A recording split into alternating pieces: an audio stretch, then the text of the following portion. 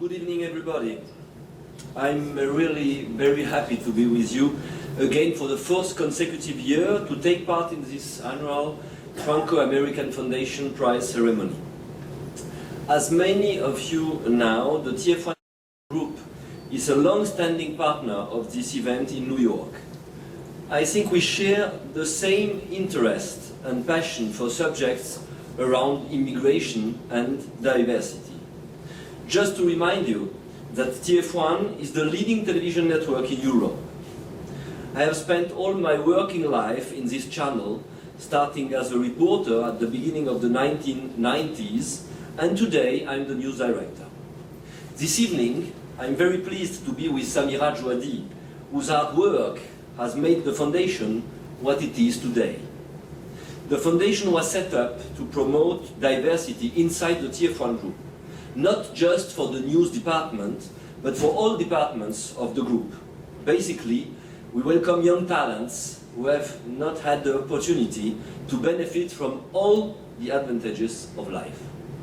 They spend 2 years inside the company, and some of them stay with us after. For example, I'm currently the sponsor of Bala Fofana, who works in our business news department. Bala arrived in France when he was a young child. Despite all the difficulties of growing up in an inner city suburb, he has succeeded in achieving his dream of becoming a journalist thanks to school and the TF1 Foundation. And as the late French news reporter Patrick Bourrat used to say, as journalists, we are the teachers of the news. More than ever, the media have a duty to inform all the population, and particularly the young, about what is happening in the world today.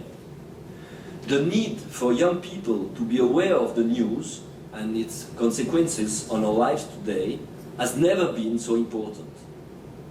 We only have to look back at the events of the beginning of this year in France and the Je suis Charlie movement to realize this. Today, there are television news programs, newspapers, magazines, and radio broadcasts which are dedicated to a young public.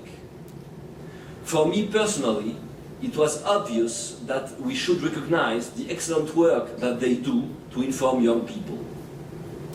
Being a father of 5 myself, I know the importance of news for the future citizens my children will be. So, I'm delighted to announce that this year's prize goes to the newspaper L'Actu, Mon Quotidien and L'Echo, whose target readers are teenagers. These newspapers have written reports about the difficulties encountered by the migrants, showing a lot of sensitivity to their plight. Let me now hand over to Jeff Mignon from the Playback Group Press of New York, who will speak about this in more detail. Jeff.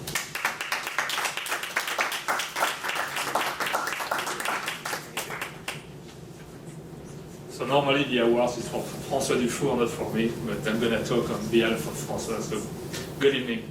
So I'm going to talk about François and through François explain what is the work that Playback Press is doing for kids. So first, thank you. On behalf of François, my old friend, I'm very proud to accept these awards and in his absence. So François has been traveling and could not make it tonight, so please forgive him for that. So those of you who don't know François, is the co-founder of one of the first daily newspaper for kids in the world, that is called Mon Quotidien, My Daily. François is also the creator, one of the co-creators of the highly successful kids education series that is called BrainQuest. So for the people living in the US, you might know BrainQuest. So I've known François for now over 20 years, and I believe this awards tonight is well deserved. François has a true passion to explain challenging issues to our kids, and immigration is clearly one of the challenging issues. When I sat with François 22 years ago to invent what became Mon Quotidien, I never could have imagined that this former venture capitalist, at the time board game creator, could evolve to become a world-class journalist. And yet, that's exactly what happened. Looking back, I should hardly have been surprised. The François that I know is driven by a powerful desire to cover challenging issues, subject, and explain the subject to kids, our kids. His work during years have known him as exemplified the highest dedication to the mission of making sure our kids become well-informed citizens of the world. François is not a latecomer to this immigration story. He has been covering this issue for now a decade. He is probably one of the rare foreign journalists, foreign reporters that has been to Lampedusa for now more than 10 years, covering more than 20 stories around this immigration drama.